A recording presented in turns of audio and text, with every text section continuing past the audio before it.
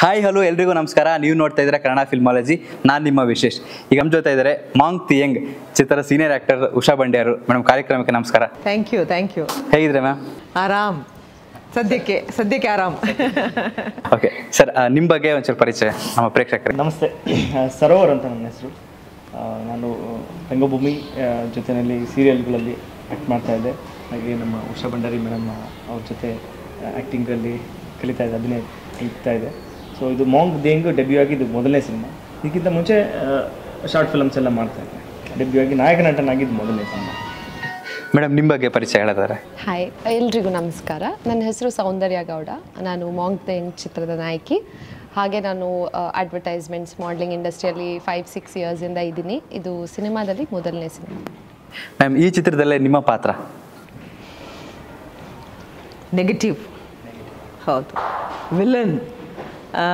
ಅದಕ್ಕಿಂತಲೂ ಹೆಚ್ಚಾಗಿ ಭೂಮಿಯ ವಿರುದ್ಧ ಕಾನ್ಸ್ಪಿರಸಿ ಮಾಡುವಂಥ ಒಂದು ಕ್ಯಾರೆಕ್ಟರ್ ಅದು. ಭೂಮಿಯ ವಿರುದ್ಧ. ಸೊ ಗ್ಯಾಲಕ್ಸಿ ಟು ಗ್ಯಾಲಕ್ಸಿ ನಾವು ಟ್ರಾವೆಲ್ ಮಾಡ್ತೀವಿ ಅಂತ. ಸೊ ಹಾಗಾಗಿ ಕಿನ್ನರಿ ಇಡೀ ಸಿನಿಮಾದಲ್ಲಿ ಯಾರ ಹತ್ರ ಬರದೇ ಇದ್ರೂ ಅವಳು ವಿಲ್ಲನ್. ಓಕೆ, ಅವಳಿಗೆ ಅವಳದೇ ಆದ ಜಾಗ ಇದೆ, ಅಲ್ಲಿ ಅವಳು ಬಂಧಿಯಾಗಿರ್ತಾಳೆ. ಸೊ ಅವಳ ಸುತ್ತ ರಿವಾಲ್ವ್ ಆಗ್ತಾ ಇರುತ್ತೆ. ಅವಳಿಗೂ ಈ ಪಾತ್ರಗಳಿಗೆ ಏನೇನು ಸಂಬಂಧ ಅನ್ನೋದು. ಹಾಗಾಗಿ ಅದೊಂಥರ ವಿಚಿತ್ರವಾದ ಪಾತ್ರ. ತುಂಬ ನಾವು ಅಮ್ಮ ಅಪ್ಪ ಅದ್ಭುತವಾದ ತಾಯಿ ಅಂತ ನೀವು ಏನಾದರೂ ಎಕ್ಸ್ಪೆಕ್ಟ್ ಮಾಡೋಕ್ಕೆ ಹೋದರೆ ನನಗೆ ಶಾಕ್ ಆಗುವಷ್ಟು ಸಾಧ್ಯನಾ, ನಾನು ಹಿಂಗೆ ಮಾಡೋಕ್ಕೆ ಸಾಧ್ಯನಾ ಅಂತ ಡೈರೆಕ್ಟ್ರನ್ನ ಕೇಳ್ತಾ ಇದ್ದೆ. ಕಿನ್ನರಿ ಹೀಗೆ ಮಾಡೋಕ್ಕೆ ಸಾಧ್ಯ, ಉಷಾ ಬಂಡಾರಿ ಹಂಗೆ ಮಾಡೋಕ್ಕೆ ಸಾಧ್ಯ ಇಲ್ಲ. ಸೊ ಹಾಗಾಗಿ ಆ ಪಾತ್ರ ವಿಚಿತ್ರವಾಗಿ ನಾವು ಊಹೆ ಮಾಡೋಕ್ಕೆ ಸಾಧ್ಯನೇ ಇಲ್ಲದಿರುವಷ್ಟು ಕಿರಾತಕಿ. ಸರ್, ನಿಮ್ಮ ಪಾತ್ರದ ಬಗ್ಗೆ ಹೇಳಿದ್ರೆ. ಎಸ್, ಸಿನಿಮಾದಲ್ಲಿ ಕೂಡ ಸರೋವರ್ ಅಂತಲೇ ನನ್ನ ಹೆಸರು. ಸೊ ಇದರಲ್ಲಿ ನನಗೆ ಕಿವಿ ಕೇಳಿಸೋದು, ನಾಯಕನಿಗೆ ಕಿವಿನೇ ಕೇಳಿಸೋದು. ಸೊ ಯಾಕೆ ಕಿವಿ ಕೇಳಿಸೋದಿಲ್ಲ ಅನ್ನೋದಕ್ಕೂ ಒಂದು ಕಥೆ ಇರುತ್ತೆ ಅದರಲ್ಲಿ. ಅವನು ಚಿಕ್ಕ ವಯಸ್ಸಲ್ಲೇ ಅವ್ರ ಅಮ್ಮ ಅವನಿಗೆ ಕಿವಿಗೆ ಒಂದು ಕಬ್ಬಿಣ ಕಾಯಿಸ್ಬಿಟ್ಟು ಕಿವಿ ಒಳಗಡೆ ಇಟ್ಟು ಒಂದು ಗುಲಾಬಿ ತೋಟದಲ್ಲಿ ಎಸ್ಬಿಡ್ತಾರೆ. ಸೊ ಅವನು ಹುಟ್ಟಿದಾಗ ಅವ್ನು ಬುದ್ಧಿ ಬಂದಾಗಿಂದ ಗುಲಾಬಿನೇ ನೋಡ್ಕೊಂಡು ಬೆಳೆದಿರ್ತಾನೆ. ಸೊ ಅದಕ್ಕೆ ನೀವು ಪೋಸ್ಟರಲ್ಲಿ ಕಾಣ್ಬೋದು. ಸೊ ಕಂಪ್ಲೀಟ್ ಯಾವಾಗಲೂ ಗುಲಾಬಿನ ಜೊತೆಯಲ್ಲೇ ಇರ್ತಾನೆ. ಸೊ ಒಂದು ಏಕಾಂಗಿಯಾಗಿರ್ತಾನೆ, ಅವನದೇ ಆದಂಥ ಒಂದು ಪ್ರಪಂಚದಲ್ಲಿ ಇರ್ತಾನೆ. ಕಂಪ್ಲೀಟ್ ಒಂದು ಇಮ್ಯಾಜಿನೇಷನ್ ಪ್ರಪಂಚದಲ್ಲೇ ಇರ್ತಾನೆ. ಆ ಥರ ಒಂದು. ಮ್ಯಾಮ್, ಮಾಂಗ್ ದಿ ಯಂಗ್ ಈ ಚಿತ್ರಕ್ಕೆ ನಿಮ್ಮ ಜರ್ನಿ ಹೆಂಗೆ ಶುರುವಾಯಿತು? ಹೇಗೆ ನಿಮ್ಮ ಅಪ್ರೋಚ್ ಮಾಡಿದ್ರು? ಎಲ್ಲ ಜರ್ನಿ ಹೆಂಗೆ ಸ್ಟಾರ್ಟ್ ಆಯಿತು? ಜರ್ನಿ ಹೇಗೆ ಸ್ಟಾರ್ಟ್ ಆಯಿತು ಅಂದರೆ, ಇದು ಒಂದು ಆಲ್ಮೋಸ್ಟ್ 6 months ಪ್ರಾಸೆಸ್ ಇದು. ಅವಾಗ ಆಡಿಷನ್ ಮಾಡ್ತಾಯಿದ್ರು. ಅದಕ್ಕೆ ಮುಂಚೆ ಆಡಿಷನ್ ಫೈನಲೈಸ್ ಆಗೋಕ್ಕೆ ಮುಂಚೆ ಮುಂಚೆ ಒಂದು ವೆಬ್ ಸೀರೀಸ್ಗಂತ ನನ್ನ ಪ್ರೊಫೈಲ್ ಕಳಿಸಿದ್ದೆ ಒಂದು 6 months ಬ್ಯಾಕ್. ಅದಾದಮೇಲೆ ಅವರು ಡೈರೆಕ್ಟರ್ ಸರ್, ಈ ಫೇಸ್ ನಮಗೆ ಸೂಟ್ ಆಗುತ್ತೆ ನಮ್ಮ ರೋಲ್ಗೆ, ಆರತಿ ಅನ್ನೋ ಒಂದು ಬ್ಯೂಟಿಫುಲ್ ಕ್ಯಾರೆಕ್ಟರ್ ಅದು, ಸೊ ಸೂಟ್ ಆಗುತ್ತೆ ಅಂತ ಹೇಳಿ ಆಡಿಷನಿಗೆ ಕರೆಸಿದ್ರು. ಆವಾಗ ನಾನು ಊರಿಂದ ಬಂದು ಬ್ಯಾಂಗ್ಳೂರಿಗೆ ಆಡಿಷನ್ ಕೊಟ್ಟಿದ್ದೆ. ಆಮೇಲೆ ವರ್ಕ್ಶಾಪ್ಸ್ ಮಾಡಿಸಿದ್ರು, ತುಂಬ ಲಾಂಗ್ ಪ್ರೊಸೆಸ್ ಇದು. ಅದಾದಮೇಲೆ ಫೈನಲೈಸ್ ಆಗಿತ್ತು ಮಾಂಗ್. ಓಕೆ, ನಿಮ್ಮ ಪಾತ್ರದ ಬಗ್ಗೆ ಹೇಳಿದ್ರೆ. ನನ್ನ ಪಾತ್ರ ಇದು ಆರತಿ ಅನ್ನೋ ಮೇನ್ ಸರೋವರ್ ಅವರ ವೈಫ್ ಕ್ಯಾರೆಕ್ಟರ್ ಇದೆ. ಸೊ ಟಿಪಿಕಲ್ ಇವಾಗ ಮದುವೆ ಗಂಡು ಹೆಣ್ಣು ಈ ಥರ ರೋಲ್ ಇಲ್ಲ, ಅಥವಾ ಲವರ್ಸ್ ಏನಿದೆ ಇವಾಗ ಏನೋ ಪ್ರಪೋಸಲ್ ಲವ್ದು ಆ ಥರ ಏನೂ ಇಲ್ಲ. ಒಂದು ವೆರಿ ಡಿಫ್ರೆಂಟ್ ಸ್ಟೋರಿ, ನಿಮಗೆ ನೋಡಿದ್ರೆ ಅರ್ಥ ಆಗುತ್ತೆ. ವೆರಿ ಟ್ರೆಡಿಷ್ನಲ್, ಒಂದು ರೆಟ್ರೋ ಕಾಸ್ಟ್ಯೂಮ್ಸು, ಆ ಜ್ಯುವೆಲ್ರೀಸು ಎಲ್ಲ very beautiful and retro concept. Madam, ನೀವು ಇದುವರೆಗೂ ನಮ್ಮ ಚಿತ್ರರಂಗದಲ್ಲೇ ಸುಮಾರು ಚಿತ್ರಗಳಲ್ಲಿ ರಚಿಸಿದ್ರ, ಸೀರಿಯಲ್ಗಳಲ್ಲಿ ರಚಿಸಿದ್ರ. ಈ ಪಾತ್ರ ನಿಮಗೆ ಎಷ್ಟು ಚಾಲೆಂಜಿಂಗ್ ಆಗಿತ್ತು? ತುಂಬ ಚಾಲೆಂಜಿಂಗ್ ಆಗಿತ್ತು. ಎಷ್ಟೋ ಸಲ ನಾನು ಮಾಡೋ ಪಾತ್ರಗಳು ಸುಮಾರಷ್ಟು ನಾನು ಹೇಗೋ ಹಾಗೆ ಅಂತೀನಿ. ತುಂಬ ಪಾತ್ರಗಳನ್ನು ನಾನು ಎಷ್ಟು ಸ್ಟ್ರಾಂಗ್, ಪಾತ್ರಗಳಷ್ಟೇ ಸ್ಟ್ರಾಂಗ್. ನಾನು ತುಂಬ ನೇರ, ನಿಷ್ಠುರ, ನೇರವಾಗಿ ಹೇಳಿಬಿಡ್ತೀನಿ. ನೋವಾಗ್ಬೋದು, ಬಟ್ ಅದರಿಂದ ಅವ್ರಿಗೆ ಲಾಭ ಆಗುತ್ತೆ. ಅಷ್ಟರ ಮಟ್ಟಿಗೆ ನೇರ ನಿಷ್ಠುರ. ನಾನು ಹೇಳ್ತೀನಿ, ನಾನು ನೇರ ನಿಷ್ಠುರ, ತಪ್ಪು ತಿಳ್ಕೊಬೇಡಿ ನನ್ನ. ನಾನು ಏನಿದ್ರು ನೇರವಾಗಿ ಹೇಳ್ತೀನಿ. ಅಯ್ಯೋ ಮ್ಯಾಮ್ ಹಿಂಗೆ ಅಂದರು ಅಂತ ಮನಸ್ಸಲ್ಲಿ ಅನ್ನಿಸ್ಬೋದು, ಆದರೆ ಅದು ಫ್ಯೂಚರಲ್ಲಿ ಮುಂದಕ್ಕೆ ನಿಮ್ಗೆ ಹೆಲ್ಪ್ ಆಗುತ್ತೆ. ಇದು ತದ್ವಿರುದ್ಧ. ನಾನು ಹಿಂಗಿರೋಕ್ಕೆ ಸಾಧ್ಯನೇ ಇಲ್ಲ. ಯಾವ ಕಾರಣಕ್ಕೂ ನಾನು ಹಿಂಗಿರೋಕ್ಕೆ, ನನಗೆ ಕೋಟಿಗಟ್ಟಲೆ ಕೊಡ್ತೀನಿ ಅಂದರೆ ನಾನು ಹಿಂಗಿರೋಕ್ಕೆ ಸಾಧ್ಯ ಇಲ್ಲ. ಆ ಥರದ ಪಾತ್ರ ಇದು. ಸೊ ಆ ವೈರುಧ್ಯ ಇದೆಯಲ್ಲ, ನಾವು ಅಲ್ಲ, ನಾನು ಸೀರಿಯಲ್ಗಳಲ್ಲಿ ನನಗೆ ನೆಗೆಟಿವ್ ರೋಲ್ ಕೆಲಸ ಕೇಳ್ತಾರೆ, ನಾನು ಮಾಡಲ್ಲ ಅಂತೀನಿ. ನಾನು ತುಂಬ ಪಾಸಿಟಿವ್. ಅಪ್ಪಿತಪ್ಪಿ ಒಂದು ನೆಗೆಟಿವ್ ಪಾತ್ರ ಮಾಡಿದ್ರು ಎಷ್ಟೋ ಸಲ ನನ್ನಿಂದಾಗಿ ಆ ಪಾತ್ರ ಮುಂದಕ್ಕೆ ಹೋಗ್ತಾ ಪಾಸಿಟಿವ್ ಆಗಿ ಕನ್ವರ್ಟ್ ಆಗಿದ್ದು ಇದೆ. ಯಾಕಂದ್ರೆ ನನ್ನ ಪರ್ಫಾರ್ಮೆನ್ಸ್ ನೋಡಿ ಯಾವಾಗಲೂ there is so much warmth. ನನಗೆ ಪ್ರೀತಿ ಜಾಸ್ತಿ ನನಗೆ. ಈ ಪಾತ್ರ ನೀವೇನೇ ಮಾಡಿದ್ರು ಪ್ರೀತಿಸೋಕೆ ಸಾಧ್ಯ ಇಲ್ಲ. ನನಗೆ ಅದು ಬ್ರೈನಲ್ಲಿ ಹಿಂಗೆ ಎಳಿತಾ ಇತ್ತು. ನಾನು ಹಂಗೆ ಯೋಚನೆ ಮಾಡಬೇಕು, ನಾನು ಹಂಗೆ ಯೋಚನೆ ಮಾಡೋಕ್ಕಾಗಲ್ಲ. ಯಾವ ಪಾತ್ರ ನಾನು ಇಷ್ಟು ನೆಗೆಟಿವ್ ಇರೋ ಪಾತ್ರನ ನಾನು ನನ್ನ ಹೃದಯದಲ್ಲಿ ಕೂರಿಸ್ಕೊಳ್ಳೋಕ್ಕಾಗಲಿಲ್ಲ. ನಾನು ಮೇಲಿಂದ ಮೇಲೆ ಮಾಡೋ ಆ್ಯಕ್ಟ್ರೆಸ್ ಅಲ್ಲ, ನಾನು ಸ್ವಲ್ಪ ಒಳಗಡೆ ತಗೋತೀನಿ. ಹಾಗಾಗಿ ಇಟ್ ವಾಸ್ ವೆರಿ ಏನಂತೀರ, ನನ್ನ ಗ್ರಹಿಕೆಗೆ ಮೀರಿದ ನಿಮ್ಮ ವ್ಯಕ್ತಿತ್ವದ ವಿರುದ್ಧವಾದ ಪಾತ್ರ. ಹಾಗಾಗಿ ತಿಕ್ಕಾಟಗಳಿದ್ವು. And very aggressive, she is very aggressive. ಎಷ್ಟರ ಮಟ್ಟಿಗೆ ಅಂದರೆ ಕೊಲೆನೇ. ಸೊ ಹಾಗಿರೋದ್ರಿಂದ ನನಗೆ ಅದು ಬಹಳ ಕಷ್ಟದ ಪಾತ್ರ. ನನಗೆ ಮಾಡೋಕ್ಕೆ ಸಾಧ್ಯನೇ ಇಲ್ಲ.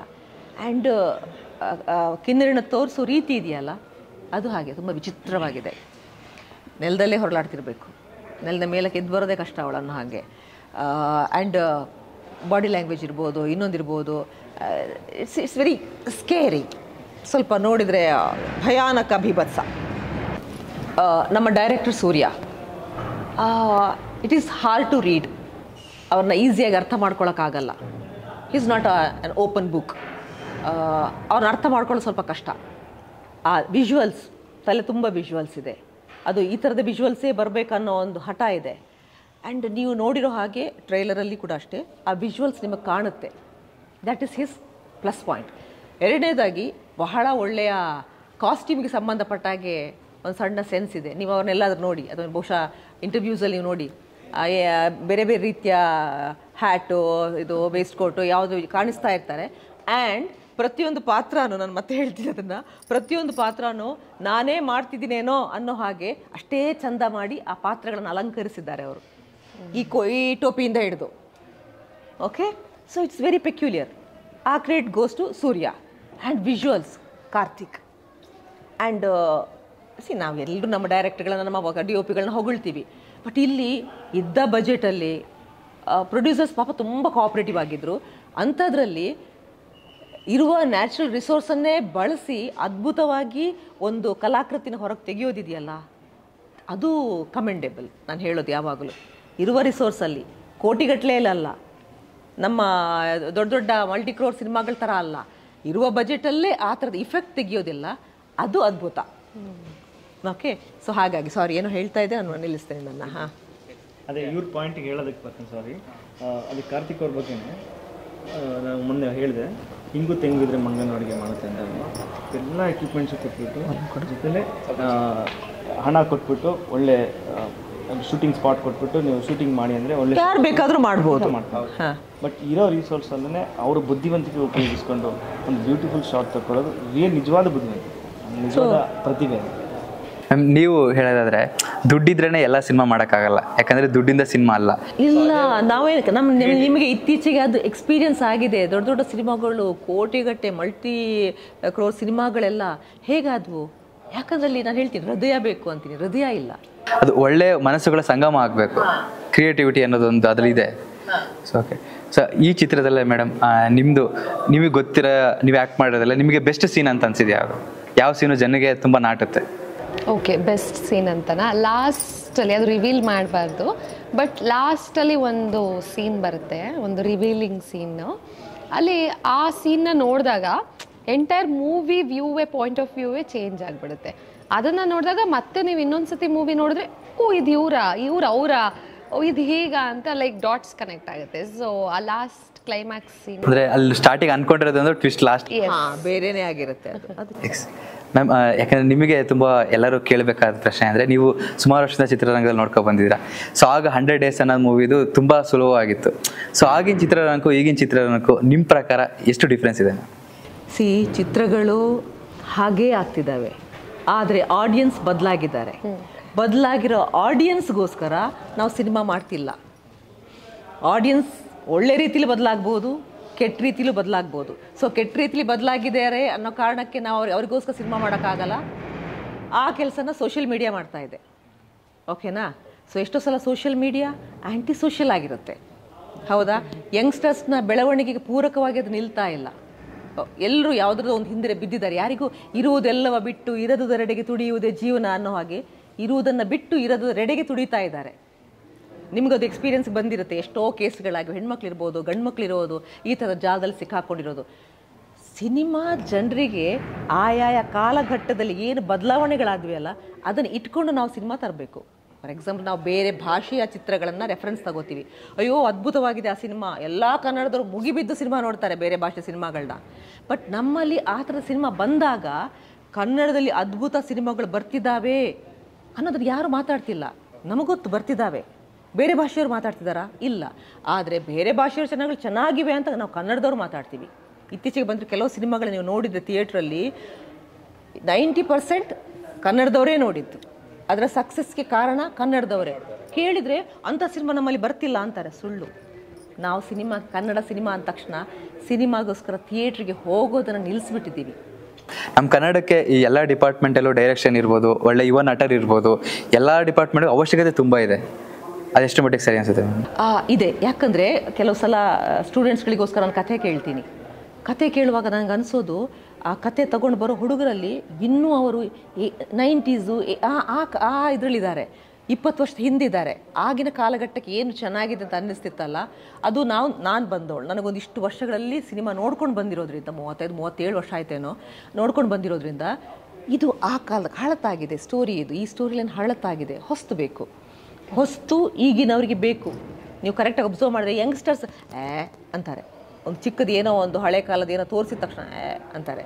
ಹಳೆದ್ರಲ್ಲೂ ಗೋಲ್ಡ್ ಇದೆ, ಓಲ್ಡ್ ಈಸ್ ಗೋಲ್ಡ್ ಇದೆ, ಅದನ್ನು ನೋಡಲ್ಲ ಅವ್ರುಗಳು. ಹೊಸದು ಎಲ್ಲೂ ಹೊಸದು. ಇತ್ತೀಚೆಗೆ ಸ್ವಲ್ಪ ಈ ವೈಲೆನ್ಸ್ ಇಷ್ಟಪಡ್ತಾರೆ. ನೀವು ನೋಡಿರೋ ಹಾಗೆ ಒಬ್ಬ ಹೀರೋ 100-200 ಜನರನ್ನು ಒಂದೇ ಆಯುಧದಲ್ಲಿ ಕೊಲ್ಲೋದು ನಮಗೆ ಭಾರೀ ಖುಷಿ ಕೊಡುತ್ತೆ, ಅಡ್ರಿನಲ್ ರಶ್ ಆಗುತ್ತೆ ಹುಡುಗರಿಗೆ. ಹಾಗಂತ ಎಲ್ರಿಗೂ ಇಷ್ಟ ಆಗುತ್ತಾ? ಎಲ್ರಿಗೂ ಇಷ್ಟ ಆಗೋದಿಲ್ಲ, ಇಷ್ಟ ಆಗಲ್ಲ. ಬಟ್ ಯಂಗ್ಸ್ಟರ್ಸ್ಗೆ ಇಷ್ಟ ಆಗುತ್ತೆ. ಯಾಕಂದರೆ ಥಿಯೇಟ್ರಿಗೆ ಬರೋದೇ ಅವರು. ಸಿನಿಮಾ ಮಾಡೋಕೆ ನಾನು ಯಾವಾಗಲೂ ಒಂದು ಮನಸ್ಸಲ್ಲಿ ಇಟ್ಕೊಳ್ಳಿ, ಯಾವ ಕ್ಯಾಟಗರಿಗೆ ನೀವು ಸಿನಿಮಾ ಮಾಡ್ತೀರಿ? ಫ್ಯಾಮಿಲಿಗ, ಯಂಗ್ಸ್ಟರ್ಸ್ಗ, ಇಲ್ಲ ಒಂದು ಯೂನಿವರ್ಸಲ್ ಸತ್ಯನ ನಾವು ಆಡಿಯನ್ಸ್ಗೆ ಹೇಳ್ತೀವಾ? ಎಷ್ಟು ಸಲ ಯೂನಿವರ್ಸಲ್ ಸತ್ಯನ ಆಡಿಯನ್ಸ್ಗೆ ಹೇಳಿದಾಗ ಅಪೀಲ್ ಆಗಿರೋದಿದೆ ಅದು. ಸರ್, ಇದು ಯಾವ ಜನರ್ ಮೂವಿ ಅಂತ ಹೇಳ್ಬೋದು ಸರ್ ನಿಮ್ಮ ಪ್ರಕಾರ? ಸರ್ ಎಕ್ಸಾಕ್ಟ್ಲಿ ಇದು ಯಾವ ಜನರ್ ಅಂತ ನೋಡಿದವು ಹೇಳಬೇಕು. ನಾವು ಹೇಳ್ತಾ ಇದ್ದೀವಿ ವಿಂಟೇಜ್ ಫ್ಯಾಂಟಸಿಗೆ, ಒಂದು ಕಂಪ್ಲೀಟ್ಲಿ ಕಲ್ಪನಾ ಲೋಕದಲ್ಲಿ ಕರ್ಕೊಂಡು ಹೋಗುವಂಥ ಒಂದು ಚಿತ್ರ, ಒಂದು ಕುತೂಹಲ ಭರಿತ ಕಾದಂಬರಿ ಓದ್ತಾ ಇದ್ರೆ ನಿಮ್ಗೆ ಯಾವ ಥರ ಕರ್ಕೊಂಡು ಹೋಗುತ್ತೆ ಕೊನೆಯವರೆಗೂ, ಆ ಥರ ಕರ್ಕೊಂಡು ಹೋಗುತ್ತೆ ಈ ಸಿನಿಮಾ. ಸೊ ಇನ್ನೊಂದು, ಈಗ ಈ ಮಾಂಕ್ ದಿ ಯಂಗ್ ಈ ಕತೆಗೆ ನಾವು ಯಾಕೆ ಇಷ್ಟೊಂದು ಪ್ರಾಮುಖ್ಯತೆ ಕೊಡ್ತಾ ಇದ್ದೀವಿ ಅಂದರೆ, ನಮ್ಮ ಡೈರೆಕ್ಟರ್ ಕತೆ ಹೇಳೋ ಶೈಲಿ ಯೂಶಲಿ ನಮ್ಮ ಕನ್ನಡ ಸಿನಿಮಾಗಳಲ್ಲಿ ಈ ಥರ ಕತೆ ಹೇಳೋ ಶೈಲಿ ನಾನೆಲ್ಲೂ ನೋಡಿಲ್ಲ. ಸೊ ತುಂಬ ಬೇರೆ ಸ್ಕ್ರೀನ್ ಪ್ಲೇ ಬೇರೆ ರೀತಿ ಇದೆ ಅಂತ ಅನಿಸ್ತಾ ಹೋದಲ್ವಾ? Completely new type of screen. ಒಂದು ಹೊಸದಾಗಿ ನೀವು ಕೂತ್ಕೊಂಡು ಎಲ್ಲೂ ಕಾನ್ಸಂಟ್ರೇಷನ್ ಡೈವರ್ಟ್ ಮಾಡ್ಬೋದು. ವಾಟ್ಸಪ್ ಮೆಸೇಜ್ ತೆಗೆದು ನೋಡಬಾರ್ದು, ಫೇಸ್ಬುಕ್ ನೋಡಬಾರ್ದು, ಫೋನ್ ಸೈಲೆಂಟ್ ಮಾಡಿಬಿಟ್ಟು ಕಂಪ್ಲೀಟ್ 2 ಅವರ್ ಹೊರಗಡೆ ಪ್ರಪಂಚನ ಮರೆತುಬಿಟ್ಟು ಈ ಪ್ರಪಂಚಕ್ಕೆ ಬರ್ತಾರೆ. ಅದೊಂದು ಗ್ಯಾರಂಟಿ ಅಂತ ಅನ್ಸ್ಕೊಂಡು. ಇನ್ನೊಂದು ಕತೆಗಳು ನಮ್ಮ ಈ ಸಮಾಜಕ್ಕೆ, ಪ್ರಪಂಚಕ್ಕೆ, ಈ ಪ್ರಪಂಚದಲ್ಲಿ ಸಾವೇ ಇಲ್ಲದ ವಸ್ತು ಅಂದರೆ ಕತೆ. ಪುಸ್ತಕಗಳು, ಎಲ್ಲ ವಸ್ತುಗಳು ನಾಶ ಆಗುತ್ತಂತೆ, ಕತೆ ಮಾತ್ರ ನಾಶ ಆಗೋದಿಲ್ಲ. ಸೊ ಅಂಥದ್ರಲ್ಲಿ ಈ ಕತೆಗಳಂದ್ರೆ ಎಲ್ಲರಿಗೂ ಇಷ್ಟಪಡ್ತಾರೆ. ಸಣ್ಣ ಮಕ್ಕಳು ಇಷ್ಟಪಡ್ತಾರೆ. ಚಿಕ್ಕ ವಯಸ್ಸಲ್ಲಿ ನಿಮ್ಗೆಲ್ಲರಿಗೂ ಕತೆ ಹೇಳಿರ್ತಾರೆ ಅಜ್ಜಿ ತಾತಂದಿರು. ದೊಡ್ಡವ್ರಿಗೂ ಕತೆಗಳು ಬೇಕು. ದೊಡ್ಡವರು ಕೂಡ ಇವತ್ತು ನ್ಯೂಸ್ ಪೇಪರ್ ಓದ್ತಾ ಇರ್ತಾರೆ, ಯಾವುದೋ ಪುಸ್ತಕಗಳು ಓದ್ತಾ ಇರ್ತಾರೆ. ಫ್ರೀಯಾಗಂತೂ ಕೂತ್ಕೊಂಡಲ್ಲ, ಏನೋ ಫೇಸ್ಬುಕ್ಕಲ್ಲಿ ಸ್ಟೋರೀಸ್, ಶಾರ್ಟ್ ಸ್ಟೋರೀಸ್, ಯೂಟ್ಯೂಬಲ್ಲಿ ಶಾರ್ಟ್ ಸ್ಟೋರೀಸ್. ಸೊ ಇವ್ರ ಸ್ಟೋರೀಸ್ ಅಥವಾ ಇವ್ರ ಸ್ಟೋರೀಸ್, ಸ್ಟೇಟಸ್, ಇದೆಲ್ಲ ಕಥೆನೇ ಅಲ್ಲ. ಸೊ ಹಾಗೆ ಕತೆಗಳು ಎಲ್ಲರಿಗೂ ಇಷ್ಟಪಡ್ತಾರೆ. ಅಂಥದ್ರಲ್ಲಿ ಇದು 2 ಅವರ್ಸ್ ಕೂರಿಸ್ಕೊಂಡು ಹೇಳುವಂಥ ಕತೆ ಅಂದರೆ ಈಗಿನ ಜನ್ರೇಷನ್ಲಿ ಸ್ವಲ್ಪ ಚಾಲೆಂಜಿಂಗ್. ಆ ಒಂದು ಸವಾಲನ್ನು ನಮ್ಮ ಡೈರೆಕ್ಟರ್ ಸೂರ್ಯ ಅದ್ಭುತವಾಗಿ ನಿಭಾಯಿಸಿದ್ದಾರೆ ಅಂತ. ಮತ್ತೆ ಹೇಳಬೇಕು ಅಂದರೆ ಅದರ ಟೈಟ್ಲೇ ಚೆನ್ನಾಗಿದೆ, ಹೌದಾ? ಮಾಂಕ್ ದಿ ಯಂಗ್ ಅಂತಾರೆ ಫಸ್ಟ್ ಸಲ. ಮಾಂಕ್ ದಿ ಯಂಗ್ ಏನಿದು?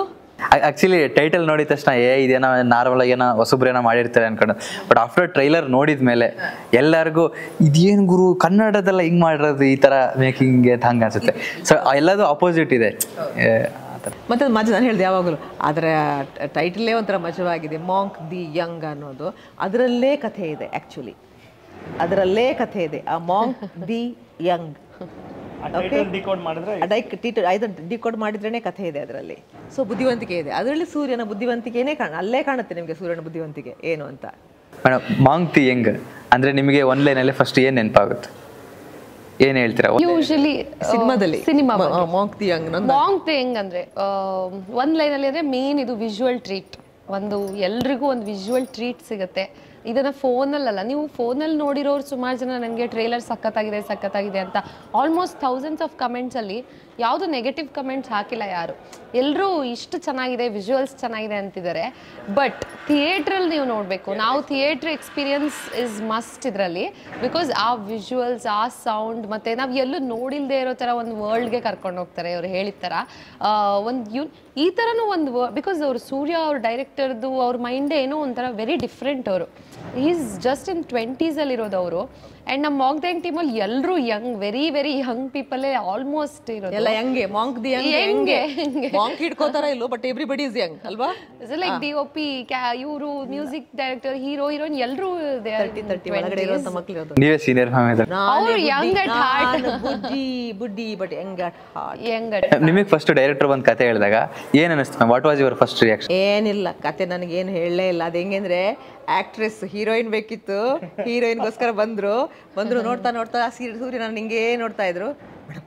ಆಮೇಲೆ ಒಂದು 2-3 ಮಾತುಕತೆಗಳೆಲ್ಲ ಆಗಿ ಒಂದೆರಡು ಹೀರೋಯಿನ್ಗಳ ಪಾಪ ಆಗಲ್ಲ ಅಂತ ರಿಜೆಕ್ಟ್ ಆದಮೇಲೆ ಸೂರ್ಯನ ಮೇಡಮ್ ಒಂದು ಪಾತ್ರ ಇದೆ, ಮಾಡಬೇಕು ನಿಮಗೆ ಸರಿ ಸೂಟ್ ಆಗುತ್ತೆ, ಮಾಡಬೇಕು ಅಂತ.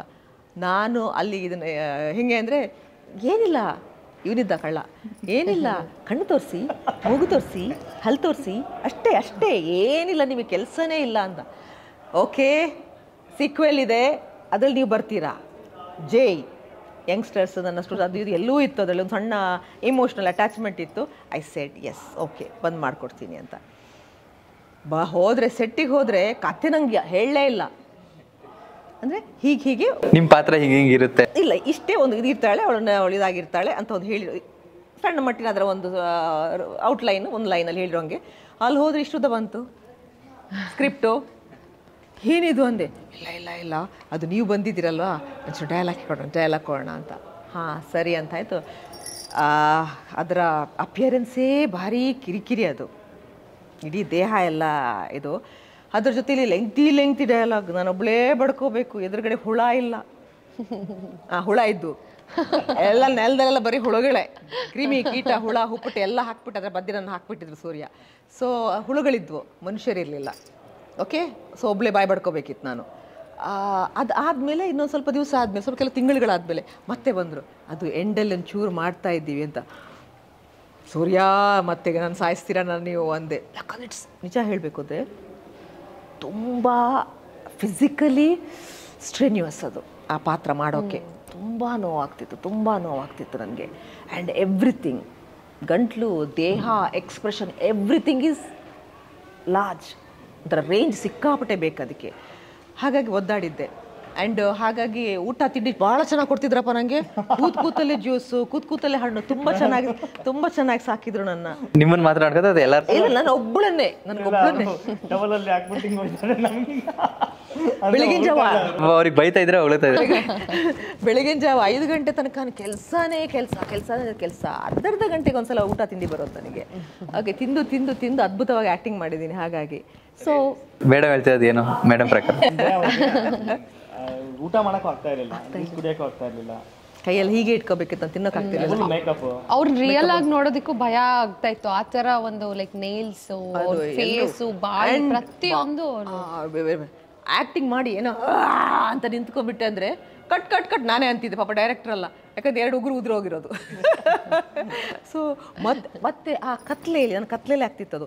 ಆ ಕತ್ಲೆಯಲ್ಲಿ ಆ ಕೊಚ್ಚೆಗಳ ಮಧ್ಯೆ ನನ್ನ ಉಗುರು ಹುಡುಕೋದು ಎಲ್ಲ ಒಂದೇ ಥರ ಕಾಣಿಸ್ತಿತ್ತು. ತರಗೆಲೆ ಅದು ಇದು, ಆ ಉಗುರು ಹುಡುಕೋದು ಅರ್ಧ ಗಂಟೆ ಕೆಲಸ. ಸೊ ನಾನು ಅಂದ್ಕೊಂಡೆ, ಓಕೆ, ಉಗುರು ಬೀಳದೇ ಇರೋವಾಗ ಆ್ಯಕ್ಟ್ ಮಾಡಬೇಕು ಅಂತ. ಏನು ಹಿಡ್ಕೋಬೇಕಾಗ್ತಿತ್ತು ನಾನು, ಬಟ್ ಏನು ಮಾಡೋಕ್ಕಾಗ್ತಿರ್ಲಿಲ್ಲ. ಅಲ್ಲೊಂದು ಸಣ್ಣ ರೆಸ್ಟ್ರಿಕ್ಟ್ ಆಗ್ತಿತ್ತು, ತುಂಬ ಕಿರಿಕಿರಿ ಆಗ್ತದೆ. ನೆಕ್ಸ್ಟ್ ಟೈಮ್ ಸ್ವಲ್ಪ ಬುದ್ಧಿವಂತಿಕೆ ಉಪಯೋಗಿಸ್ದೆ, ಉಗುರು ಜಾರದಿರೋ ಹಂಗೆ ಏನೇನೋ ಮಾಡಿದೆ. ಫಸ್ಟ್ ಡೇ ಸ್ವಲ್ಪ ಒದ್ದಾಡಿದ್ವಿ ಅಲ್ಲ, ತುಂಬ ಒದ್ದಾಡಿದ್ವಿ ಅಷ್ಟು. ಸರ್, ಲೊಕೇಶನ್, ಶೂಟಿಂಗ್ ಲೊಕೇಶನ್ ಎಲ್ಲೆಲ್ಲಾಗಿದೆ? Bengaluru, Mangaluru, Udupi, Agumbe, Hebri and West Bengal, beaches ಸೈಡ್ಗಳಲ್ಲಿ ಮಾಡಿದ್ದೀವಿ. ತುಂಬ ಫಾರೆಸ್ಟ್, ಡೆಪ್ತ್ ಫಾರೆಸ್ಟ್ ಎಲ್ಲ ಹೋಗಿದ್ದೀವಿ. ಸೊ ಹಾರ್ಸಸ್ ಎಲ್ಲ ಬಳಸಿದ್ದೀವಿ. ಎಲ್ಲರೂ ಹಾರ್ಸ್ ರೈಡಿಂಗ್ ಕಲ್ತ್ಕೊಂಡ್ಬಿಟ್ಟಿದ್ದಾರೆ. ನಮ್ಮಲ್ಲಿ ಒಬ್ಬರು ಕ್ಯಾಪ್ಟನ್ ರಾಜೇಂದ್ರ ರಿಟೈರ್ಡ್ ಕರ್ನಲ್ ಇದ್ದರು. ಅವರ ಇನ್ಫ್ಲುಯೆನ್ಸಿಂದ ಎಲ್ಲರೂ ಸ್ವಲ್ಪ ಹಾರ್ಸ್ ರೈಡಿಂಗ್ ಎಲ್ಲ ಕಲ್ತ್ಕೊಂಡ್ರು.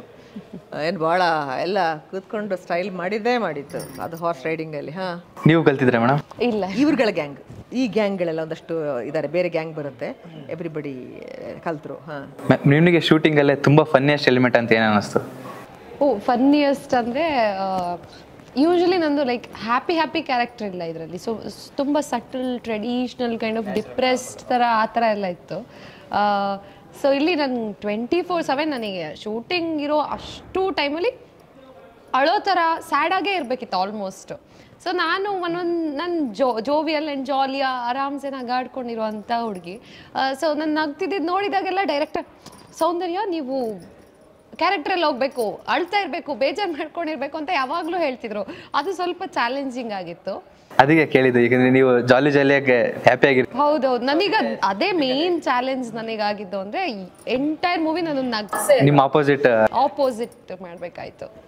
ಮೇಡಮ್, ನೀವು ಆ್ಯಸ್ ಎ ಯೂತ್ಸ್ಗೆ ಸಜೆಸ್ಟ್ ಮಾಡೋದಾದ್ರೆ, ಈ ಯೂತ್ಸ್ಗೆ ಯೂಶಲಿ ಆ್ಯಕ್ಟ್ರುಗಳಿಗೆ ಒಂದು ಸ್ಕ್ರಿಪ್ಟ್ ಅಂತ ಬರುತ್ತೆ. ಸೊ ಒಂದು ಕ್ಯಾರೆಕ್ಟರ್ ಅಂತ ಕೊಟ್ಟ ಮೇಲೆ ಆ ಪ್ರಿಪ್ರೇಷನ್ ಹೇಗೆ ಆಗ್ತಾ ಹೋಗುತ್ತೆ ಮ್ಯಾಮ್? ಆ್ಯಕ್ಚುಲಿ ಹೇಗೆ ಮಾಡಬೇಕು ಹೇಗೆ ಮಾಡಬೇಕು ನೀವು ಸಜೆಸ್ಟ್ ಮಾಡೋದು? ಸ್ಕ್ರಿಪ್ಟನ್ನು ಎಷ್ಟು ಸಲ ಸಾಧ್ಯ ಆಗುತ್ತೋ ಅಷ್ಟು ಸಲ ಓದಿ. ಸ್ಕ್ರಿಪ್ಟಿಗೆ ಅದರದ್ದೇ ಆದ ಒಂದು ಹೊರಗಡೆಯ ಲುಕ್ ಇರುತ್ತೆ. ಸ್ಕ್ರಿಪ್ಟಲ್ಲಿ ಅದರ ಭಾವ ಹೊರಗಡೆದಿರುತ್ತೆ, ಅಂಡರ್ ಕರೆಂಟಲ್ಲಿ ಸಟಲಾಗಿ ಬೇರೆ ಬೇರೆ ಭಾವಗಳಿರುತ್ತೆ. ನಮ್ಮಲ್ಲಿ ತುಂಬ ಜನ ಸ್ಥಾಯಿ ಭಾವದಲ್ಲಿ ಆ್ಯಕ್ಟ್ ಮಾಡ್ತಾರೆ. ಈಗ ನನಗೀಗ ಸಿಟ್ಟು ಬಂದಿದೆ ನಿಮ್ಮ ಮೇಲೆ, ಯಾಕೆ ಹಿಂಗೆ ಮಾಡ್ತಾ ಇದೆಯಾ, ಎಷ್ಟು ಕಷ್ಟ ಕೊಡ್ತಾ ಇದೆಯಾ ಗೊತ್ತಾ, ನಾನು ಬನ್ನಿಗೆ ಹೋಗಬೇಕಾದವಳು, ಎಷ್ಟು ಲೇಟ್ ಆಗಿದೆ ನನಗೆ, ನಾನು ಎಲ್ಲವನ್ನೂ ಸ್ಥಾಯಿ ಭಾವದಲ್ಲಿ ಹೇಳಿದೆ. ಈಗ ಅದೇ ಡೈಲಾಗ್ಗಳನ್ನ ಯಾಕೆ ಹಿಂಗೆ ಮಾಡ್ತಾ ಇದೆಯಾ, ಮನೆಗೆ ಹೋಗ್ಬೇಕು ಕಣೋ, ಲೇಟ್ ಆಗ್ತಿದೆ, ಅತ್ತಾಗಲ್ವ ನಿನಗೆ, ಬೇಗ ಬಿಟ್ಕೊಡು ನಮ್ಮನ್ನು. ಕನ್ವೆ ಬೇರೆ ಥರ ಇದೆ. ಅಲ್ಲಿ ಏನೇನೋ ಮಾಡಿದೆ ನಾನು, ಒಂಚೂರು ರಿಕ್ವೆಸ್ಟ್ಗೆ ಹೋದೆ. ಇದು ಸುಮಾರು ಜನರಿಗೆ ಆಗಲ್ಲ. ಒಂದು ಮಾತು ಅಂದರೆ ಒಂದೇ ಭಾವದಲ್ಲಿ ಹೋಗ್ತಾ ಇರುತ್ತೆ, ಅದು ನೋಡುವಾಗ ಆ್ಯಕ್ಟಿಂಗ್ ಮೊನಾಟನಿ ಅನಿಸುತ್ತೆ. ಆದರೆ ಈಗಿನ ಕಾಲದಲ್ಲಿ ಒಂದು ಪ್ಯಾಟ್ರನ್ನು, ಒಂದು ಫಿಕ್ಸ್ಡು ಆ್ಯಕ್ಟಿಂಗ್ ಅನ್ನೋದು ಮಾಡ್ಕೊಂಡ್ಬಿಟ್ಟಿರುತ್ತೆ. ಹೌದು, ಅಷ್ಟೇ. ನಾನು ಹಿಂಗಿದ್ದೀನಿ, ನಾನು ಕಣ್ಣು ಕೆಳಗಿಟ್ಟು ಮೇಲ್ಗಡೆ ನೋಡ್ಕೊಂಡು ಡೈಲಾಗ್ ಹೊಡಿತಾ ಇದ್ರೆ ನನ್ನ ಆ್ಯಕ್ಟಿಂಗ್ ಮುಗಿದೋಯ್ತು. ಇಲ್ಲ, ಜೋರಾಗಿ ಒಂದೇ ರೀತಿಲಿ ಗೊಳಗೊಳ ಮಾತಾಡಬೇಕು. ಬೋರ್ ಆಗುತ್ತೆ, ಅವ್ರಿಗೆ ಗೊತ್ತಾಗ್ತಾ ಇಲ್ಲ, ಬಟ್ ನಮಗೆ ಬೋರ್ ಆಗುತ್ತೆ, ಕೇಳುವವರ ಕಿವಿಗೆ ಬೋರ್ ಆಗುತ್ತೆ. ಹುಡುಗರು ಅದರ ಅರ್ಥ ಪ್ರತಿ ಲೈನಿಗೂ ಬೇರೆ ಬೇರೆ ಇಮೋಷನ್ಸ್ ಇರುತ್ತೆ. ಯಾವ ಆ್ಯಕ್ಟ್ರು ಆ ಪ್ರತಿ ಲೈನ್ನ ಬೇರೆ ಬೇರೆ ಇಮೋಷನ್ಸ್ನ ಹಿಡಿತಾನಲ್ಲ, ಅವನು ಆ್ಯಕ್ಚುಲಿ ಒಳ್ಳೆ ಆ್ಯಕ್ಟ್ರು. ನಮ್ಮಲ್ಲೊಂದು ಮಾತಿದೆ, ಯಾವ ಆ್ಯಕ್ಟ್ರು ಸಂಚಾರಿ ಭಾವದಲ್ಲಿ ಆ್ಯಕ್ಟ್ ಮಾಡ್ತಾನೋ is a very good actor ಅಂತ. ನಮ್ಮಲ್ಲಿ ಅದು ಇನ್ನೂ ಸ್ವಲ್ಪ ಕಷ್ಟ. ಒಳ್ಳೆ ಡೈರೆಕ್ಟ್ರುಗಳು, ಸ್ಕ್ರಿಪ್ಟನ್ನು ತುಂಬ ಅರ್ಥ ಮಾಡ್ಕೊಳ್ಳೋ ಡೈರೆಕ್ಟ್ರುಗಳು, ಒಳ್ಳೆ ರೈಟರ್ಸು ಆಗಿರುವಂಥ ಡೈರೆಕ್ಟ್ರುಗಳಿರ್ತಾರೆ, ಅವರಿಗೆ ಈ ಸತ್ಯ ಅರ್ಥ ಆಗುತ್ತೆ. ಸರ್, ನಿಮ್ಮಿಬ್ರು ಕೇಳೋದಾದ್ರೆ, ನೀವು ಶಾರ್ಟ್ ಫಿಲಮ್ ಮಾಡ್ಕೊಬಂದೆ ಅಂತ ಹೇಳಿದ್ರಿ. ಸೊ ಈ ಥರ ಸೀನಿಯರ್ ಆ್ಯಕ್ಟರ್ಗಳ ಜೊತೆ ವರ್ಕ್ ಮಾಡಿದಾಗ ನೀವೇನು ಕಲ್ತ್ರಿ? ಅವ್ರ ಜೊತೆ ನಮ್ಗೆ ಆ್ಯಕ್ಟ್ ಮಾಡೋದಕ್ಕೆ ಅವ್ರಿಗೆ ಭಾಗ್ಯನೇ ಇಲ್ಲ, ಭಾರಿ ದೂರದಲ್ಲಿ, ಸಿನಿಮಾದಲ್ಲಷ್ಟೇ, ಫ್ರೇಮಲ್ಲಿ ಇಲ್ಲ. ಆಮೇಲೆ ಪ್ರಣಯ್ ಮೂರ್ತಿ ಅವರು, ಆಮೇಲೆ ಪೃಥ್ವಿರಾಜ್ ಅವರು, ಇವ್ರ ಜೊತೆ ಎಲ್ಲ ನಾವು ಇವ್ರ ಜೊತೆ ಆ್ಯಕ್ಟ್ ಮಾಡ್ತಿದ್ವಿ ಅಂತ ಅಂದರೆ ನಾವು ಅವ್ರನ್ನ 20 ವರ್ಷ 25-30 ವರ್ಷಗಳಿಂದ ನೋಡಿದ್ವಿ, ಸ್ಕ್ರೀನಲ್ಲಿ ನೋಡ್ಕೊಂಡು ಬಂದಿದ್ವಿ. ಸೊ ಅಂಥವ್ರ ಜೊತೆ ಅಫ್ಕೋರ್ಸ್ ಪುಣ್ಯ. ಓಕೆ ಮ್ಯಾಮ್, ನೀವು ಹೇಳೋದಾದ್ರೆ ಏನು ಕಲ್ತ್ರಿ? ಆ್ಯಕ್ಚುಲಿ ನಿಮ್ಮದು ಅವ್ರದ್ದು ಯಾವ್ದಾರ ಸೀನ್ ಇದೆಯಾ? ನಮ್ಮದು ಅವ್ರದ್ದು ಒಟ್ಟಿಗೆ ಸೀನ್ ಇಲ್ಲ ಯಾವುದನ್ನು ಫ್ರೀ, ಬಟ್ ಆದರೂ ನೋಡಾದರೂ ಅಟ್ಲೀಸ್ಟ್ ಸೆಟ್ಟಲ್ಲೇ. ಅವರು ಆ್ಯಕ್ಚುಲಿ ಅಂಥ ಒಂದು ಡಿಫಿಕಲ್ಟ್ ಕ್ಯಾರೆಕ್ಟರ್ನ ಹೆಂಗೆ ಮಾಡ್ತಿದ್ರು ಅಂದರೆ, ಅವ್ರ ಡೈಲಾಗ್ ಸ್ಟಾರ್ಟ್ ಆದ ತಕ್ಷಣ ಎಂಟೈರ್ ಟೆಕ್ನಿಕಲ್ ಕ್ರ್ಯೂವೇ ಸೈಲೆಂಟ್ ಆಗಿಬಿಡ್ತಿದ್ರು. ಅಷ್ಟು ಪಾತ್ರದೊಳಗೆ ಇನ್ವಾಲ್ವ್ ಆಗ್ತಿದ್ರು. ಸೊ ಆ್ಯಂಡ್ ಡಿಸಿಪ್ಲಿನ್ ಎಲ್ಲನೂ ಆಬ್ವಿಯಸ್ಲಿ ಅವರು ಮೇನ್ ನೋಡಿ ಕಲ್ತಿದ್ರು. ಬೈದ್ನ ನಾನೇನಾದ್ರೆ ನಿಂಗೆ ಇಲ್ಲ ಅಲ್ಲ? ಇಲ್ಲ, ಬಟ್ ಒಂದು ಫನ್ನಿ ಇನ್ಸಿಡೆಂಟ್ ಏನಿದೆ ಅಂದರೆ, ಮ್ಯಾಮ್ ಗೊತ್ತಿಲ್ಲ ಅದು, ಮ್ಯಾಮ್ದು ಕ್ಯಾರೆಕ್ಟರ್ ಬಂದು ಆ ಥರ ಫುಲ್ಲು ನೇಲ್ಸ್ ಎಲ್ಲ ಹಿಂಗೆ ಇಷ್ಟು ಉದ್ದ, ಫುಲ್ ಬ್ಲ್ಯಾಕಲ್ಲಿ ಇರ್ತಾರೆ, ಆ ಥರ ಒಂಥರ ರಾಕ್ಷಸಿಯ ಒಂದು ರೂಪ. ಮ್ಯಾಮ್ ಫಸ್ಟೇ ಬಂದಿದ್ದಾರೆ, ಅವ್ರದ್ದು ತುಂಬ long very lengthy speech. Night full shooting ಇತ್ತು. ಅದು ನೈಟ್ ಅರ್ಲಿ ಮಾರ್ನಿಂಗ್ 7 ತನಕ ಇತ್ತು ಅವ್ರದ್ದು ಅವತ್ತು ಶೂಟಿಂಗ್ ಕಂಪ್ಲೀಟ್, ಅವರೊಬ್ಬರದೇ. ಸೊ ತುಂಬ ಡಿಫಿಕಲ್ಟ್ ಶೂಟಿಂಗ್ ಇತ್ತು. ಅವ್ರು ಮುಗಿಸಿದ್ರು, ಅವರು ವಾಪಸ್ ಹೋದರು, ಅವ್ರದ್ದು ಪ್ಯಾಕಪ್ ಆಯಿತು, ಹೋದರು. ಸೊ ಅವತ್ತು ನನ್ನ ಫಸ್ಟ್ ಡೇ ಶೂಟಿಂಗ್ ಅಂತ ಕರ್ಕೊಬಂದಿದ್ರು. ಸೊ ನನಗೆ ವೆಯ್ಟ್ ಮಾಡಿದೆ, ಬೆಳಿಗ್ಗೆ ತನಕ ಶಾರ್ಟ್ ಸಿಕ್ಕೇ ಇಲ್ಲ. ಓಕೆ, ನಾನು ಫುಲ್ ಯಾವ ಥರ ಕಾಸ್ಟ್ಯೂಮ್ ಅಂದರೆ ಅದೊಂದು ನೋಡಿದ್ದೀರ, ಬ್ಯೂಟಿಫುಲ್ ಕಾಸ್ಟ್ಯೂಮ್, ಟೋಟಲಿ ಆಪೋಸಿಟ್ ಅವ್ರದಕ್ಕೂ ನಂದಕ್ಕೂ ಕಾಸ್ಟ್ಯೂಮು. ಒಂದು ಬ್ಯೂಟಿಫುಲ್ ಮೇಕಪ್ಪು, ಫ್ಲವರ್ಸು, ಆ ನೋಸ್ ಪಿನ್ನು, ಹ್ಯಾಂಡ್ಸ್ ಎಲ್ಲ ಸಟಲ್ಲಾಗಿ ಆ ಥರ ಇದ್ದೆ.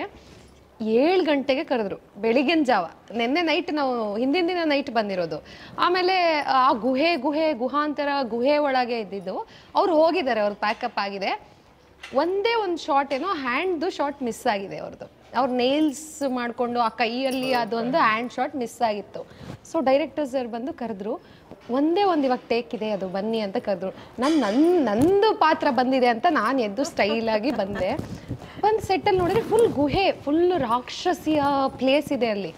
ನಾನು ಕೇಳಿದೆ, ಅದು ಮೇಡಮ್ ಅದು ಒಂದೇ ಒಂದು ಮ್ಯಾಮ್ ಅವ್ರು ಹೋಗ್ಬಿಟ್ಟಿದ್ದಾರೆ, ಒಂದು ಹ್ಯಾಂಡಿಂದ ಒಂದು ಆ ರಾಕ್ಷಸಿದ ರೋಲ್ ಮಿಸ್ ಆಗಿದೆ, ಪ್ಲೀಸ್ ನೀವು ಮಾಡ್ಬೋದಾ ಅಂತ ಕೇಳಿದರು. ಅದೇ ನನ್ನ ಫಸ್ಟ್ ಆ್ಯಕ್ಟಿಂಗ್ ಈ ಮೂವಿಯಲ್ಲಿ. ಅವ್ರಿಗೆ ನಾನು ಬಾಡಿ ಡಬಲ್ ಆಗಿ ಆ್ಯಕ್ಟ್ ಮಾಡಿದೆ. ಗೊತ್ತೇ ಇರಲಿಲ್ಲ, ಗೊತ್ತಿಲ್ಲ ಮ್ಯಾಮ್ಗೆ. ಇದು ಕಂಪ್ಲೀಟ್ ನನ್ನ ಬ್ಯಾಂಗಲ್ಸ್ ಎಲ್ಲ ತೆಗ್ಬಿಟ್ರು, ರಿಂಗ್ಸ್ ಎಲ್ಲ ತೆಗ್ಬಿಟ್ಟು ಪೂರ್ತಿ ವಿಚಿತ್ರವಾಗಿ ಹ್ಯಾಂಡ್ನ ಮಾಡಿದ್ರು. ಅಲ್ಲಿ ಅವ್ರ ಗುಹೆಯಿಂದ ಆ ಕೈ ಹಾಕೋದೊಂದು ಸೀನ್ ಇದೆ, ಅದು ಹೀರೋಯಿನ್ ಕೈದು, ಅದಕ್ಕೆ ಕಿನ್ನರಿ ಅವ್ರ ಕೈ ಮಾಡಿದ್ದಾರೆ, ಅವರಿಗೆ ಗೊತ್ತಿಲ್ಲ. ಬಟ್ ಐ ಎಂಜಾಯ್ಡ್, ಡಿಫ್ರೆಂಟ್ ಆಗಿ ಚೆನ್ನಾಗಿತ್ತು. ಅದಾದ್ಮೇಲೆ ಅಗೇನ್ ಅದನ್ನೆಲ್ಲ ತೆಗೆದು ಮತ್ತೆ ನಾರ್ಮಲ್ ಹೀರೋಯಿನ್ ನನ್ನ ರೋಲ್ನ ನಾನು ಮಾಡಿದೆ. ಮ್ಯಾಮ್, ನೀವಿಷ್ಟು ನಿಮ್ಮ ಸಿನಿ ಜರ್ನಿಲೇ ನೀವಿಂಥ ಪಾತ್ರ ಮಾಡಿದ್ರಿ ಅನ್ನಂಗೆ ಇಲ್ಲ, ಎಲ್ಲ ಪಾತ್ರ ನಿಭಾಯಿಸಿದ್ರ, ನೀವು ಎಲ್ಲ ಪಾತ್ರನ ಎಕ್ಸ್ಪೀರಿಯನ್ಸ್ ಮಾಡಿದ್ರ. ನಿಮಗೆ ಇನ್ಯಾವುದಾದ್ರ ಪಾತ್ರ ಕಾಡ್ತಾ ಇದೆಯಾ, ನಾನು ಆ ಥರದಲ್ಲೂ ಒಂದು ಮಾಡಬೇಕು ಅನ್ನೋದು? ಆ ಥರ ಪೌರಾಣಿಕ ಆ್ಯಕ್ಚುಲಿ ತುಂಬ ಜನ ಗೊತ್ತಿಲ್ಲ ನನಗೆ. ಪೌರಾಣಿಕದಲ್ಲಿ ಬಹಳ ಒಳ್ಳೆ ರೇಂಜ್ ಇದೆ. ಯೂಶಲಿ ಆ್ಯಕ್ಟ್ರಿಗೆ ಪರ್ಫಾರ್ಮೆನ್ಸ್ ಸಿಗೋದೇ ಅದರಲ್ಲಿ. ನನ್ನ ಸ್ಟೂಡೆಂಟ್ಸ್ಗೆಲ್ಲ ನಾನು ಪೌರಾಣಿಕ ಸ್ಪೀಚ್ನ ಹೇಳ್ಕೊಡ್ತಾ ಇರ್ತೀನಿ. ಪೌರಾಣಿಕ ಆ್ಯಂಡ್ ನನ್ನ ಎಲ್ಲ ಸ್ಟೂಡೆಂಟ್ಸ್ಗಳು ಪೌರಾಣಿಕ ಮಾಡಬೇಕು, ಯಾಕಂದರೆ ಅದರ ಒಂದು ಫೀಲ್ ಇದೆಯಲ್ಲ, ಅದು ರಿಯಲಿಸ್ಟಿಕ್ ಅಲ್ಲ, ಇಟ್ಸ್ ಕೂಡ ಸ್ಟೈಲೈಸೇಷನ್ ಇದೆ ಅದರಲ್ಲಿ.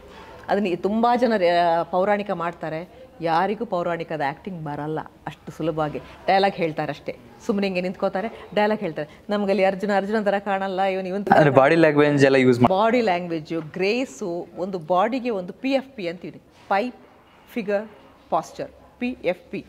ಅದು ಸ್ಟೈಲೈಸೇಷನ್ ಮಾಡುವಾಗ ಭಾಳ ಚೆಂದ ಇರಬೇಕು, ಈ 3 ಸ್ಟ್ರಾಂಗ್ ಆಗಿರಬೇಕು. ಅದು ಚೆಂದ ಇದ್ದಾಗ ನೀನು ಮಾಡೋ ಎಲ್ಲ ಪರ್ಫಾರ್ಮೆನ್ಸ್ ದೈವಿಕವಾಗಿರುತ್ತೆ ಅಥವಾ ಭಾಳ ಹೀರೋಯಿಕ್ ಆಗಿರುತ್ತೆ. ನಿಮಗೆ ಯಾವ್ದು ಇಷ್ಟ ಇದೆ ಮ್ಯಾಮ್ ಪೌರಾಣಿಕದಲ್ಲೇ ಯಾವ್ದು ಮಾಡಬೇಕು ಅಂತ? ನಿಮಗೆ ಇಷ್ಟವಾದ ಪಾತ್ರ ಯಾವುದು ಪೌರಾಣಿಕ? ದ್ರೌಪದಿ. ದ್ರೌಪದಿ ಅದು ಆ ಬೆಂಕಿ ಇದೆಯಲ್ಲ, ಅದು ತುಂಬ ಇದೆ ನನಗೆ. ಸೊ ಹಾಗಾಗಿ ದ್ರೌಪದಿ ನನ್ನ ಫೇವ್ರೆಟ್ ಕ್ಯಾರೆಕ್ಟರ್ ಕೂಡ ಅವಳು. ಆ್ಯಂಡ್ ಸುಮಾರು ಸಲ ನಮ್ಮನ್ನು ಕಾಡುವ ಪಾತ್ರ ಕೂಡ ಅವಳೇನೆ.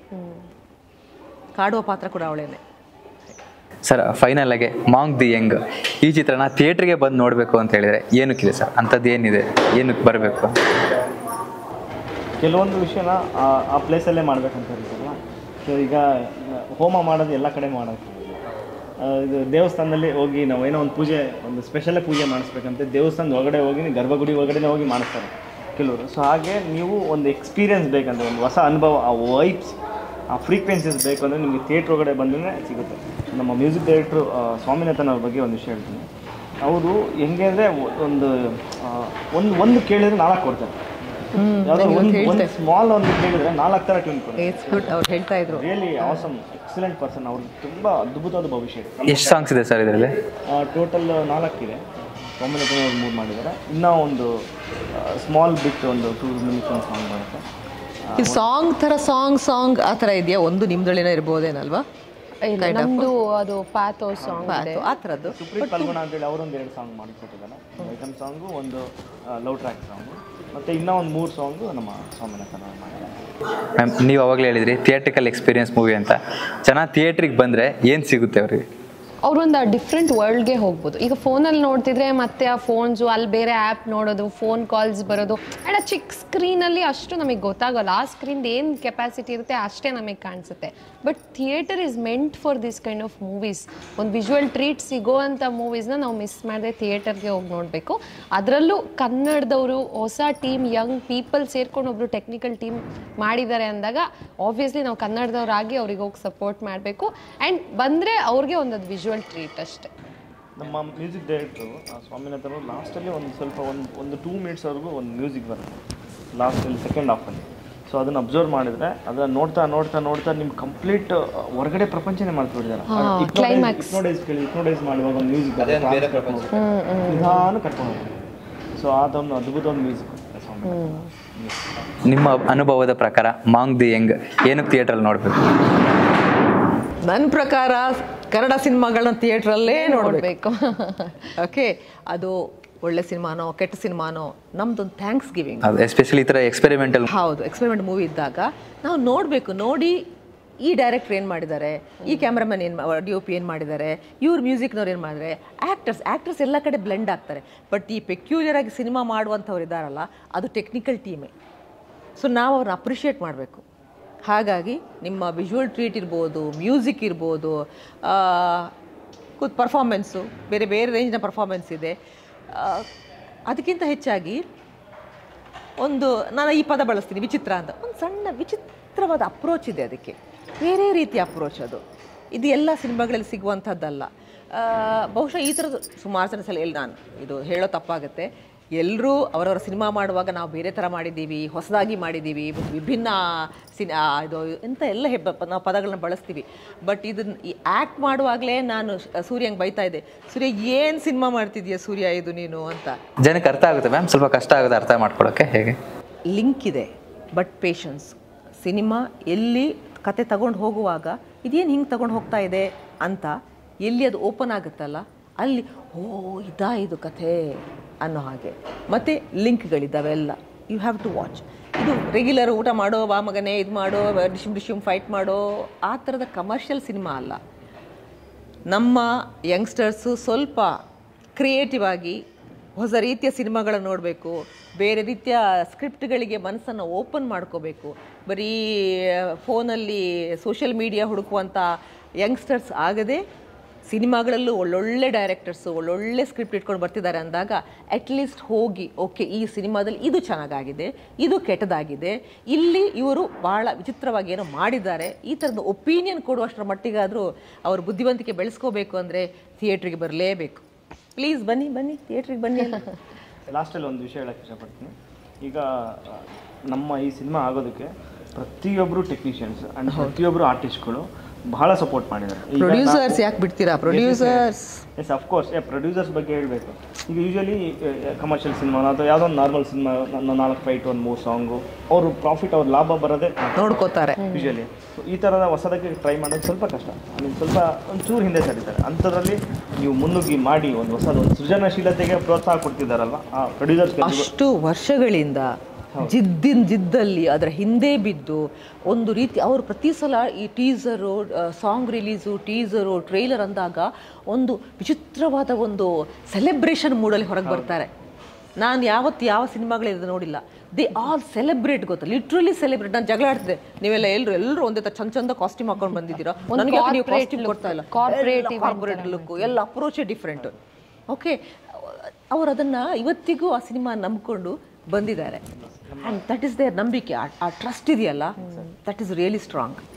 ಡೈರೆಕ್ಟರ್ ಆ್ಯಂಡ್ ಪ್ರೊಡ್ಯೂಸರ್ಸ್ ಇಬ್ಬರು ಅದೇ ಅವ್ರಿಗೆ ಒಂದು ಜನಗಳಿಗೇನೋ ಒಂದು ಪ್ರೊಫೆಷನಲ್ ವೇನಲ್ಲಿ ಕೊಡೋಣ. ಒಂದು ಎಲ್ಲರೂ ಮಾಡ್ತಾರೆ ಸಿನಿಮಾ, ಇನ್ನೊಂದು ಸ್ವಲ್ಪ ಚೆನ್ನಾಗಿ ಮಾಡಿ ದಿ ಬೆಸ್ಟ್ ಆಗಿ ಏನಾಗುತ್ತೆ ಅಷ್ಟು ಕೊಡೋಣ ಅನ್ನೋದು. ಸೊ ಅವಾಗಲೇ ಹೇಳಕ್ಕೆ ಬಂದೆ. ಅದರಲ್ಲಿ ಕೆಲವರಿಗೆ ಕನ್ನಡನೂ ಬರಲ್ಲ. ಹೌದೌದು, ಕನ್ನಡ ಭಾಷೆ ಬರಲ್ಲ. ಕಲ್ತಿದ್ದಾರೆ. ಲಾಲ್ ಚಂದ್, ಗೋಪಿಚಂದ್, ವಿನಯ್ ರೆಡ್ಡಿ, ರಾಜೇಂದ್ರನ್ ಸರ್ ಮತ್ತೆ ಸರೋವರ್ ಎಲ್ಲರೂ ಸೇರಿ ಮಾಡಿರೋದು. ಕೆಲವರಿಗೆ ಭಾಷೆ ಬರಲ್ಲ. ಅದರಲ್ಲಿ ಒಬ್ಬರು ಭಾಷೆ ಕಲ್ತ್ಕೊಂಡು ತಮಿಳು ಆಕ್ಸೆಂಟಲ್ಲೇ ಕನ್ನಡ ಮಾತಾಡಿದ್ದಾರೆ. ಸೊ ನಾವೆಲ್ಲ ಇಲ್ಲಿ ಇಂಗ್ರೀಡಿಯೆಂಟ್ಸ್ ಥರ ಅಂದರೆ ಡೈರೆಕ್ಟ್ರು ಪ್ರೊಡ್ಯೂಸರ್ಸ್ ಮಾಡುವಾಗ ಒಂದು ಅಡುಗೆ ಮಾಡುವಾಗ ಇಂಗ್ರೀಡಿಯೆಂಟ್ಸ್ ಥರ. ಸೊ ಇಲ್ಲಿ ಪ್ರತಿಯೊಂದು ಇಂಗ್ರೀಡಿಯೆಂಟ್ಸ್ ನಾವು ನೆನೆಸ್ಕೋಬೇಕಾಗುತ್ತೆ. ನಮ್ಮೆಲ್ಲ ಆರ್ಟಿಸ್ಟ್ಗಳು ಎಷ್ಟೇ ದೂರ ಇದ್ದರೂ ಫಾರೆಸ್ಟ್ಗಳಲ್ಲಿ ಮಂಗಳೂರು, ಆಗುಂಬೆ, ಹೆಬ್ರಿ, ಬೆಂಗಳೂರಿಂದ ನಾಳೆ ಬನ್ನಿ ಅಂದರೆ ಟಕ್ಕಂದು ನೈಟ್ ಎಲ್ಲ ಕೆಲಸ ಸ್ಟಾಪ್ ಮಾಡ್ಬಿಟ್ಟು ಬಂದುಬಿಡ್ತಾರೆ. ಅದರಲ್ಲಿ ಕೆಲವರು ಮಧುಮತಿ, ರೋಹಿಣಿ, ಶಿವಪ್ಪ ಕುಡ್ಲೂರು ಅಂತ ಇದ್ರು, ಮಂಜು, ಸಾರಸ್ ಅಂತ ಇವಾಗಲೂ ಕಾಲು ಮುರಿದೋಗ್ಬಿಟ್ಟಿದೆ. ಈ ಕ್ಷಣ ಕೂಡ ಫೋನ್ ಸಿನಿಮಾ ಅಂತಲೇ ಮಾತಾಡ್ತಾರೆ ಇವಾಗಲೂ ಕೂಡ. ರೀಸೆಂಟಾಗಿ ಮೊನ್ನೆ ನಾವು ಟ್ರೈಲರ್ ಲಾಂಚಿಂಗ್ ಇವೆಂಟ್ಗೆ ವೀಲ್ ಚೇರಲ್ಲಿ ಬಂದಿದ್ದು. ಸೊ ಅವ್ರ ಎಫರ್ಟು ಪ್ರತಿಯೊಬ್ಬರು ಪರಿಶ್ರಮ ಇದೆ. ಎಲ್ಲರನ್ನೂ ಈ ಕ್ಷಣದಲ್ಲಿ ನಾನು ನೆನೆಸ್ಕೊಳ್ಳೋಕೆ ಇಷ್ಟಪಡ್ತೀನಿ. ಅವ್ರಿಗೆ ಕೃತಜ್ಞತೆ ಸಲ್ಲಿಸ್ತೀನಿ. Thank you. ಇಡೀ ನಮ್ಮ ಕನ್ನಡ ಜನತೆ ನಿಮ್ಮ ಮಾಂಗ್ ದೇಗ್ನ ಥಿಯೇಟ್ರಿಗೆ ಬಂದು ಖಂಡಿತ ನೋಡಿ ಆಶೀರ್ವದಿಸ್ತಾರೆ. ಯಾಕಂದರೆ ಎಕ್ಸ್ಪೆರಿಮೆಂಟ್ ಮೂವಿಗಳನ್ನ ಕಷ್ಟಪಟ್ಟು ಮಾಡಿರೋ ಮೂವಿನ ಯಾವತ್ತೂ ಜನ ಕೈ ಬಿಡಲ್ಲ. ಆಲ್ ದಿ ಬೆಸ್ಟ್ ಇಡೀ ಚಿತ್ರತಂಡಕ್ಕೆ. Thank you.